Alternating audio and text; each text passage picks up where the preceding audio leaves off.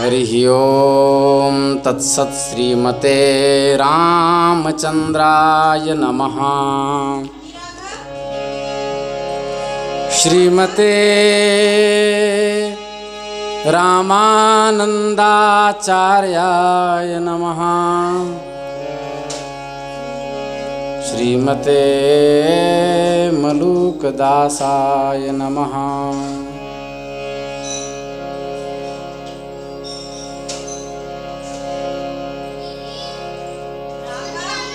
इधर नहीं है। सीतानाथ समारंभां श्रीरामानन्दार्य मध्यमाम् अस्मदाचार्य पर्यन्तां वन्दे गुरुपरम्पराम्। विश्वेशं माधवं ढुण्ढिं दण्डपाणिं च भैरवं वन्दे काशीं गुहां गंगां भवानीं मणिकर्णिकाम्। श्रीकृष्ण गोविंद हरे मुरारे, हे नाथ नारायण वासुदेव। श्री कृष्ण गोविंद हरे मुरारे, हे नाथ नारायण वासुदेव। श्री कृष्ण गोविंद हरे मुरारे, हे नाथ नारायण वासुदेवा। श्री वृंदावन बिहारी लाल की जय। श्री राधे। हरिशरणम।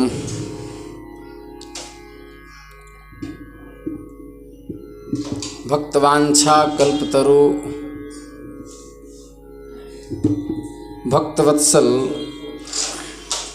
शरणागत वत्सल दीनबंधु दया सिंधु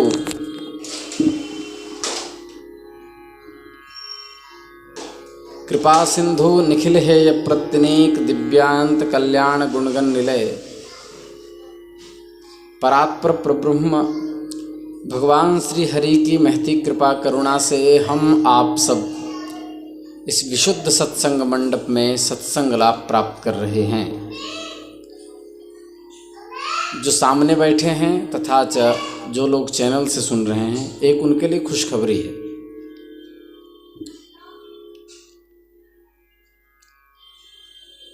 यहाँ हम दैनिक प्रवचन करते हैं। उन दैनिक प्रवचनों में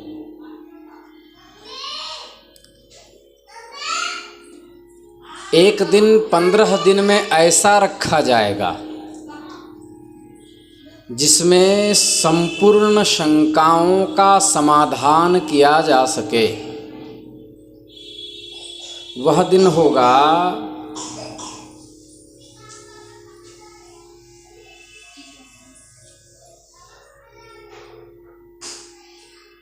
1 तारीख और 16 तारीख। 1 तारीख को और 16 तारीख को ध्यान से सब लोग सुने। चैनल वालों को, चैनल पे सुनने वालों को यदि प्रश्न उठता है तो वो कमेंट में डाल दें। सामने वाले चिट्ठी में लिख करके दे दें। तो जिनका ये मोबाइल है वो हमें कमेंट से उठा करके प्रश्न बता देंगे। 1 तारीख को और अपना नाम भी लिख दें, उसमें कहाँ से हैं और पता भी लिख दें। जिसको भी कोई शंका उत्पन्न हो वो कमेंट में प्रश्न डाल दें, अपना नाम लिख दें और एड्रेस लिख दें, ताकि मैं अमुक का प्रश्न है ऐसा करके समाधान कर सकूं। कोई भी शंका हो, धरती का कोई भी शंका, धरती की कोई भी शंका,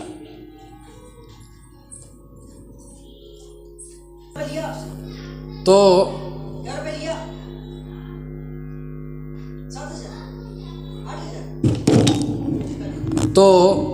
ध्यान से सुने। तो जिसको भी कोई प्रश्न हो वो कमेंट में उस प्रश्न को लिख देंगे। 1 तारीख और 16 तारीख को केवल प्रश्न का समाधान होगा।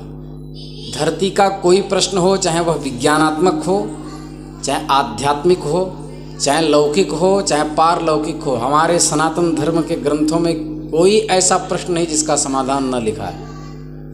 और मैं भरसक प्रयास करूंगा कि आप तक समुचित उत्तर पहुंच सके और आप उस उत्तर से लाभ उठा सके। कोई भी प्रश्न, तो ये साधकों के लिए और हमारे श्रोताओं के लिए खुशखबरी है। इससे हमारा भी ज्ञान बढ़ेगा, हमारी चिंतन शक्ति भी बढ़ेगी। अब हम लोग भगवत पाद के चरित्र की ओर चलते हैं। मंडन मिश्र और भगवत पाद शंकराचार्य का अभी तक कोई निर्णय सामने नहीं आया कि अंतिम सिद्धांत क्या है, क्योंकि वादी प्रतिवादिभ्यो निर्णीतः अर्थः सिद्धांतः। जब वादी और प्रतिवादी दोनों वाक युद्ध करते करते ऐसे स्थान पर पहुंच जाएं जहां का पक्ष वादी को भी मान्य हो, प्रतिवादी को भी मान्य हो, उसको सिद्धांत कहते हैं। सिद्धांत वेद के शास्त्रों के तात्पर्यों का अंतिम निर्णय होता है। वस्तुतः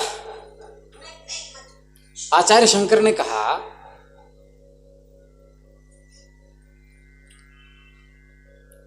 कि घट का दृष्टांत के रूप में आत्मा के साथ निरूपित करना शास्त्र विरुद्ध है, लेकिन घटपटादि का स्वाभाविक निरुपाधिक स्वीकार करके मंडन मिश्र कह रहे हैं कि घट का दृष्टांत सटीक है। यहां तक हम लोग सुन चुके थे। फिर शंकराचार्य जी ने कहा वस्तुतः पीछे सुन चुके हैं, मायोपहित चैतन्य ईश्वर कहलाता है, अविद्योपहित चैतन्य जीव कहलाता है, और जिसमें न माया है, जो मायोपहित भी नहीं है, अविद्योपहित भी नहीं है, वो शुद्ध चैतन्य ब्रह्म है। ब्रह्म जब अविद्या नाम की उपाधि से उपहित हो जाता है, तब वो अपने में ही जीवत्व का, सुख आदि का अनुभव करने लगता है कि मैं सुख वाला हूं, मैं जीव हूं। इस अविद्या का विनाश अपने ज्ञान मात्र स्वरूप के अपरोक्ष ज्ञान से होता है।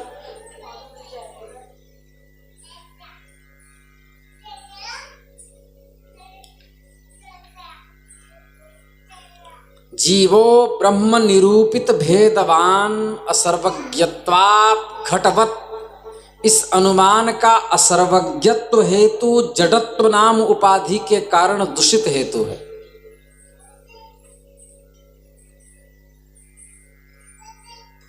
मंडन मिश्र के इस अनुमान को सत प्रतिपक्षित भी किया जा सकता है। उसका स्वरूप होगा जीवः ईश्वरात् अभिन्नः चित्वात्। जीव ईश्वर से अभिन्न है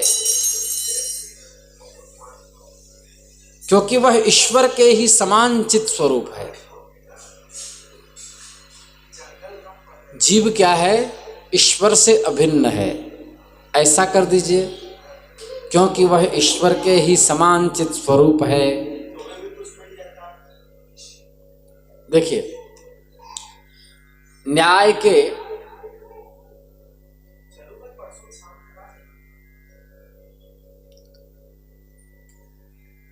16 पदार्थ प्रमाण प्रमेय संशय प्रयोजन दृष्टांत सिद्धांत अवयव तर्क निर्णय वाद जल्प वितंडा हेत्वा भाषाछल निग्रह स्थानानाम निःश्रेयसाधिगमः। ये प्रमाण, ये जो 16 पदार्थ हैं, इसमें एक हेत्वाभास है। जिस अनुमान के साध्य के अभाव को सिद्ध करने के लिए या साध्य के अभाव को सिद्ध करने वाला दूसरा हेतु विद्यमान रहता है, उस अनुमान के हेतु को सत प्रतिपक्ष नामक हेत्वाभास कहते हैं। ये सब ऊपर से जाएगा, एक दिन की और है। मंडन मिश्र ने फिर दूसरा अनुमान बनाया। मेरे नए अनुमान का स्वरूप यह है कि ब्रह्म में संसृति नहीं है, अतः वह जीव से उसी प्रकार से भिन्न है जिस प्रकार से घट ब्रह्म से भिन्न है। घड़ा ब्रह्म जीव प्रतियोगिक धर्मी प्रमापाद्य भेदवत संसृति शून्यत्वात् घटवत। हम ये अनुमान बनाएंगे।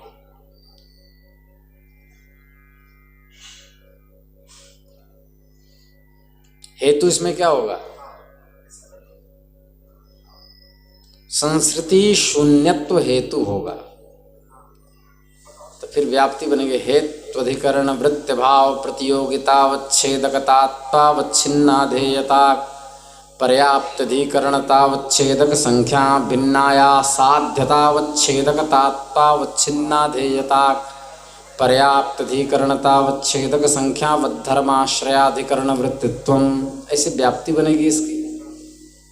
तो इसके द्वारा सिद्ध होगा ब्रह्म से भिन्न सिद्ध होता है कौन? जीव। जीव में रहने वाले ब्रह्म से भेद ऐसा भेद है जो किसी भी धर्मी पदार्थ के ज्ञान से बाधित नहीं होता है।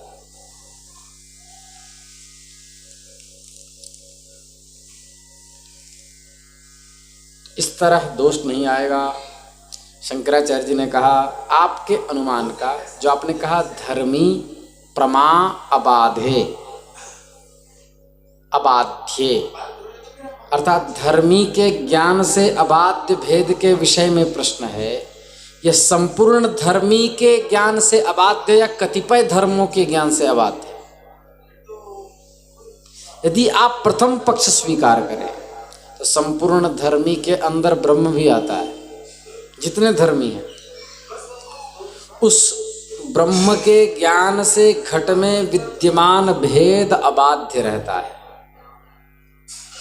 ब्रह्म का ज्ञान हो जाने पर घट की पृथक सत्ता का बोध नहीं होता है। सब ब्रह्म ही दिखता है, घड़ा अलग से नहीं दिखता उसको फिर बोध हो जाने के बाद। अतएव घट का दृष्टांत उचित नहीं। यदि दूसरा पक्ष मानेंगे तो कल कह चुके हैं सिद्ध साधनता दोष फिर से आ जाएगा, दृष्टांत हीनत्व दोष।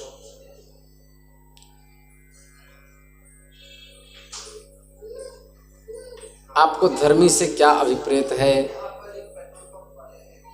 जैसे कोई यह कहे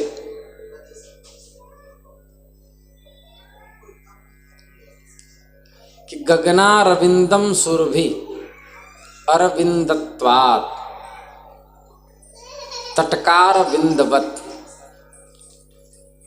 जैसे आकाश कमल सुगंधित है,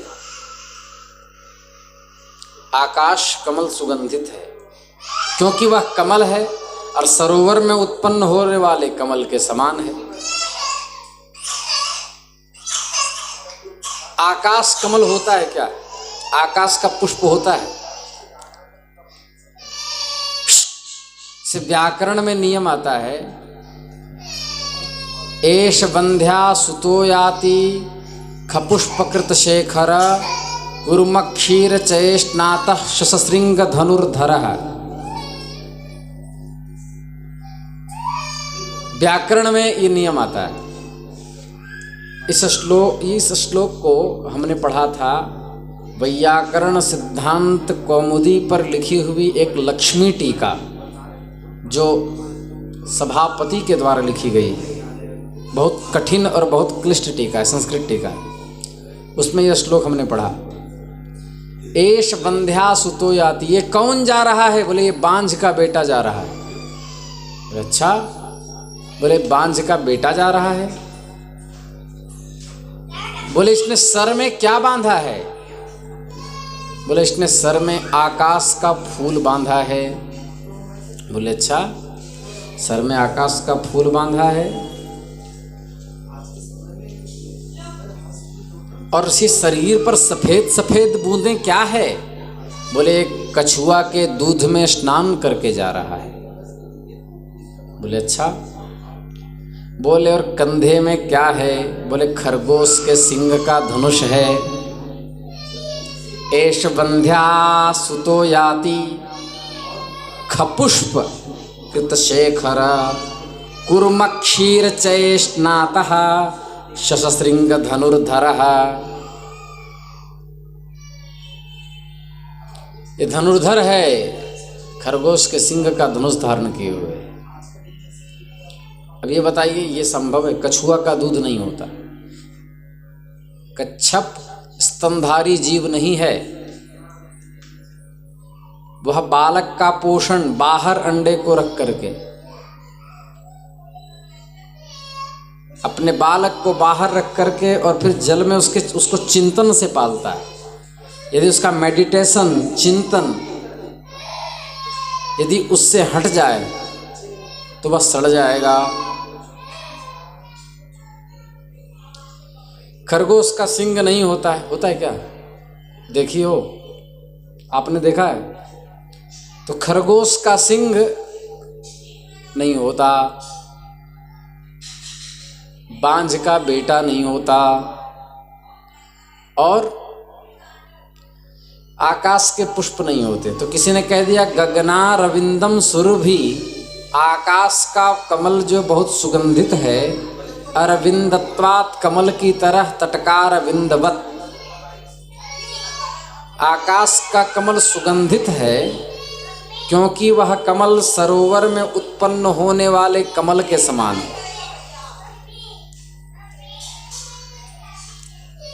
यहां पर सुरभि रूपी साध्य का आश्रय आकाश कमल असिद्ध है,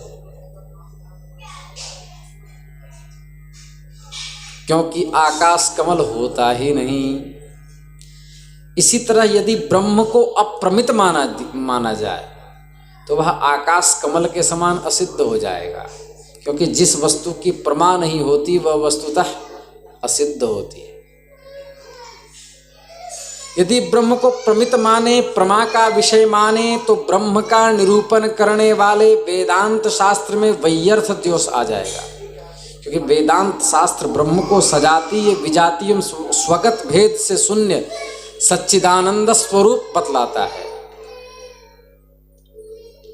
तत्त्वमसि इत्यादि वाक्य ब्रह्म के जीव के साथ अभेद उपस्थापित करता है। फिर से भगवत्पाद ने वही बात कही, जो कि आपका अनुमान श्रुति विरुद्ध है। आपने जो लक्षण किए हैं, अनुमान बनाए हैं, वह परित्याज्य है। भोद्वा सुपर्णा सयुजा सखाये त्याद्या श्रुतिर्भेदमुदीरयन्ति जीवेशयोः पिप्पलभोक्तृभोक्त्रोस्तयोरभेदश्रुतिबाधिकास्तु।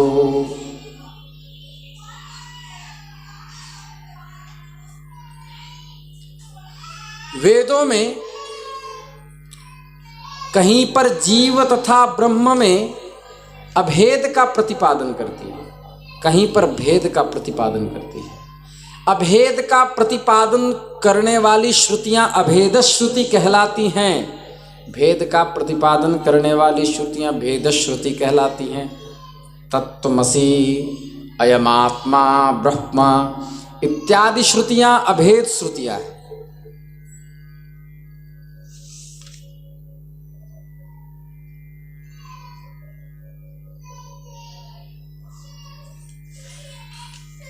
इस श्लोक में ये मंडन मिश्र कह रहे हैं। इस श्लोक में उद्धृत श्रुति का समग्र रूप इस प्रकार है। ऋग्वेद के 164 का 20वां मंत्र ऋचा। द्वा सुपर्णा सयुजा सखाया समानं वृक्षं परिष्वजाते परिषस्वजाते तयोरन्यः पिप्पलं स्वादवत्या नश्नन्यो अभिचाकशीति।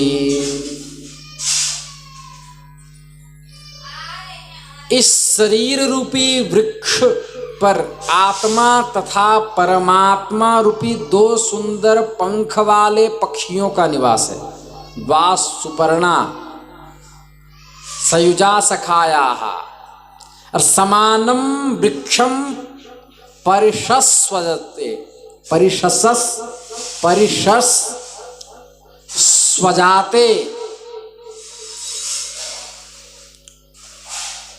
तयोरन्यः पिप्पलम। ध्यान से सुने, इस शरीर रूपी वृक्ष पर आत्मा तथा परमात्मा रूपी दो सुंदर पंख वाले पक्षियों का निवास है। ये दोनों सदा मित्र भाव से एक साथ रहते हैं, दोनों पक्षी। उन दोनों में एक जीवात्मा अपने किए हुए कर्मों के फल को भोगता है, परमात्मा कर्मों से असंपृक्त सर्वदा प्रसन्न और अनंतानंद में रहता है। यह श्रुति जीवात्मा और ब्रह्म को क्रमशः कर्म फलों के भोक्ता रूप से, कर्म फल भोक्तृत्व से रहित रूप से प्रतिपादित करते हुए उन दोनों के भेद का प्रतिपादन करता है कि जीव अलग है, परमात्मा अलग है। ये ऋग्वेद का मंत्र प्रतिपादित करता है। इस तरह की सैकड़ों श्रुतियां हैं। जीवात्मा और ब्रह्म में भेद प्रतिपादिका है।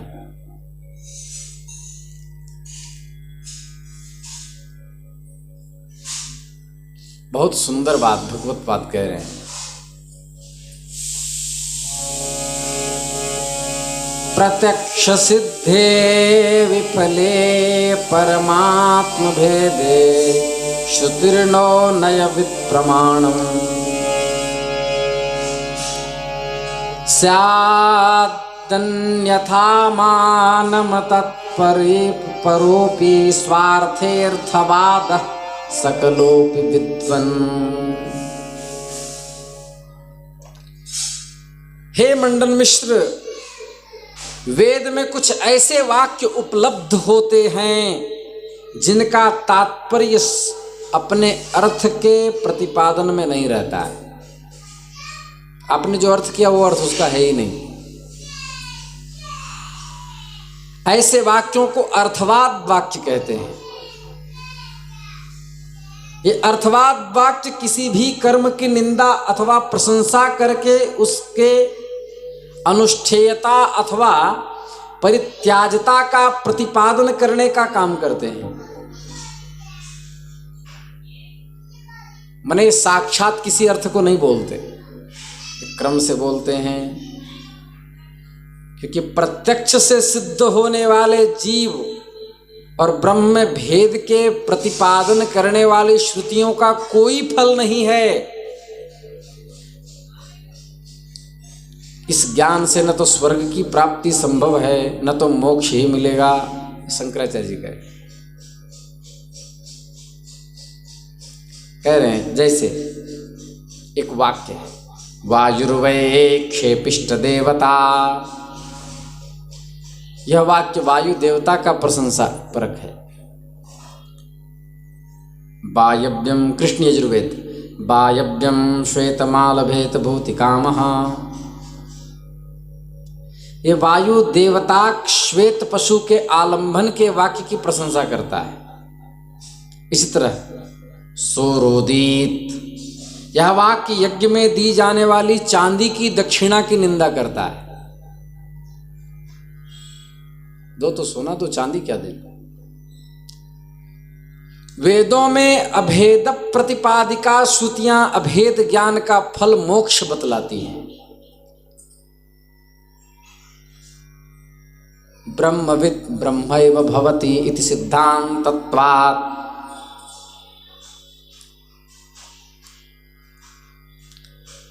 ब्रह्म ज्ञान का फल मोक्ष है। अब मोक्ष मतलब ब्रह्म को जानने वाला ब्रह्म हो जाता है। इसका खंडन फिर मंडन मिश्र ने कर दिया।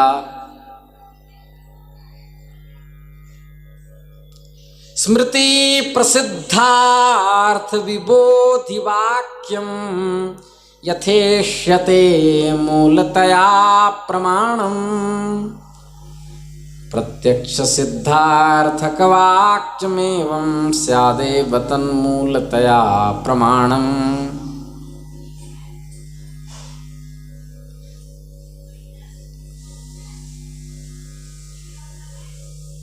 जिस तरह श्रुति मूलक ही स्मृति वाक्यों की प्रामाणिकता स्वीकार की जाती है, क्योंकि वेद का समर्थन स्मृतियां करती हैं, इसलिए स्मृति प्रमाण माना जाता है। श्रुति विरुद्ध अर्थ का प्रतिपादन करने वाली स्मृति भी अप्रामाणिक मानी जाती है।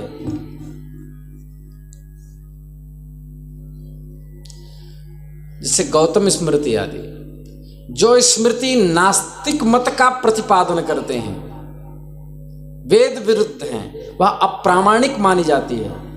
इसी प्रकार प्रत्यक्ष सिद्ध अर्थ का प्रतिपादन करने वाले वाक्य प्रत्यक्ष मूलक होने के कारण प्रमाण माने जा सकते हैं। उपस्थितिम परित्यज्य अनुपस्थित कल्पने माना भावः अन्यायत्वात्। उपस्थित को छोड़कर जो अनुपस्थित की कल्पना करता है वह ठीक नहीं। जैसे देसी गैया का दूध दरवाजे के बाहर यदि मिल रहा हो, बेचने वाला भी सही इंसान हो, हमारी उससे मित्रता हो, कम दाम में हो, प्योर दूध हो, तो कोई भी मूर्ख उसको छोड़ करके थाना चौक पर जाकर के दूध नहीं लेगा। उपस्थित को छोड़कर अनुपस्थित की कल्पना नहीं की जाती। उसमें प्रमाण नहीं है कुछ। उसी प्रकार जब प्रत्यक्ष ही अर्थ का साक्षात्कार करवा रहा है कि दो पक्षी हैं, एक फल को नोच नोच करके वृक्ष में खाता है, भोग करता है, और एक कुछ नहीं, आनंद में रहता है, तो स्वयं भेद का प्रतिपादन श्रुतियां कर रही हैं। तो फिर हमको यह बताइए कि प्रत्यक्षता से जो ज्ञान सिद्ध है, उस ज्ञान का त्याग क्यों करने चाहिए?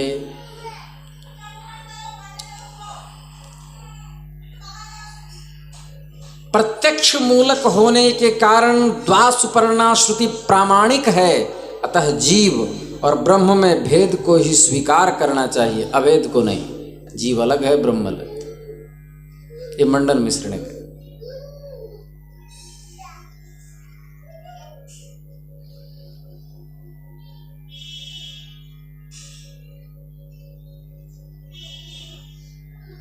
श्री शंकराचार्य स्वामी ने आगे कहा कि हमने उपयुक्त बात स्वीकार करके कहा कि श्रुति जीव और ब्रह्म में भेद का वर्णन करती है, किंतु वास्तविकता यह है कि श्रुति कर्म फलों की भोक्तृ बुद्धि को बतलाती है, जीव को नहीं। क्या बात है, बहुत सुंदर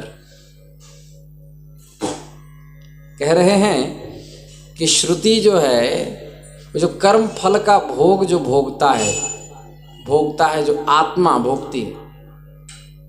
आत्मा संस्कृत में पुल्लिंग है और व्यवहार में स्त्रीलिंग है।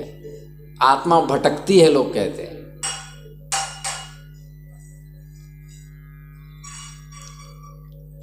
तो श्रुति कर्म फलों की भोक्तृ बुद्धि को बतलाती है, जीव को नहीं।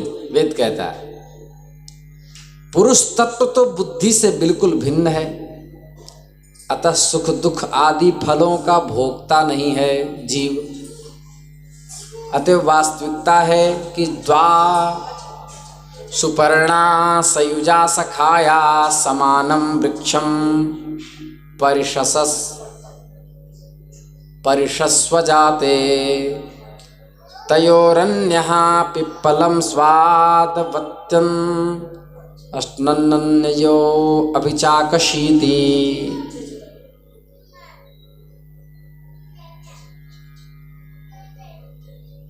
ध्यान से सुने। द्वा सुपर्णा श्रुति जीव और ब्रह्म में होने वाले भेद को बतलाती है, पर वास्तविकता यह है कि जीव और ईश्वर में वह भेद का प्रतिपादन नहीं करती। भोक्तृत्वात् बुद्धि इत्यस्य बुद्धेः भोक्तृत्वात्।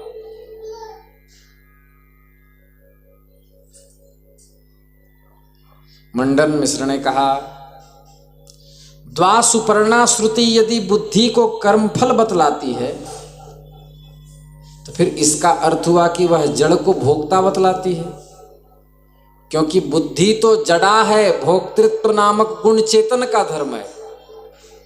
शरीर के अंदर चेतना नहीं रहेगी, शरीर भोग कैसे करेगा? चेतन का धर्म है भोक्तृत्व, जड़ का नहीं। ऐसी स्थिति में जड़ को भोक्ता बताने वाली श्रुति को प्रमाण कैसे माना जा सकता है? हे विद्वान, शंकराचार्य जी कह रहे हैं, आप इस तरह मेरे ऊपर आक्षेप न करें, क्योंकि ग्रंथ है पैंगी रहस्य ब्राह्मण, उस ग्रंथ का नाम है पैंगी रहस्य ब्राह्मण। वह कहता है बुद्धि कर्म फल को भोगती है, जीव उसका साक्षी मात्र है। पैंगी रहस्य ब्राह्मण का मंत्र है,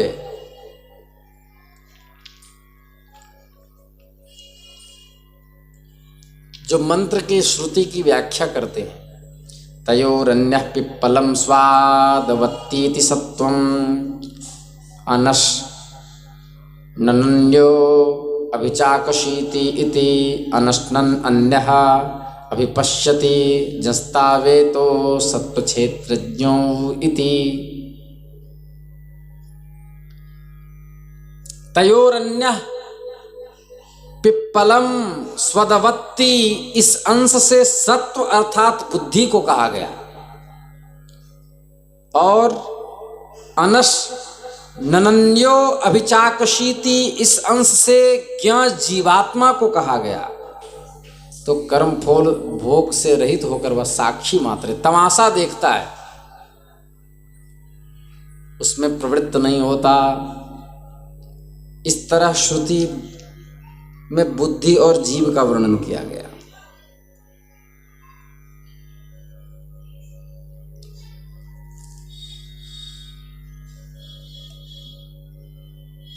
मंडन मिश्र ने कहा, हे योगिन,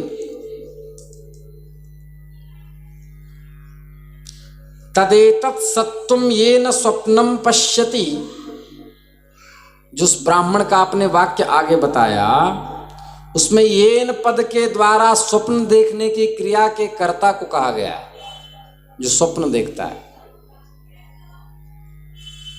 येन का अर्थ जीवेन, येन पद का अर्थ जीव है। क्षेत्रज्ञ शब्द के द्वारा स्वप्न के दृष्टा ईश्वर को कहा गया है। श्रुति का यही अभिप्राय है। फलतः जीवात्मा और परमात्मा, इसमें भेद है। इस तरह शास्त्रार्थ चलता ही गया। कल हम लोग शास्त्रार्थ का उपसंहार करेंगे, तो परसों कथा आगे बढ़ाएंगे। श्री वृंदावन बिहारी लाल की जय। सीताराम सीताराम, सीताराम जय सीताराम। नमः पार्वती पते हर हर महादेव।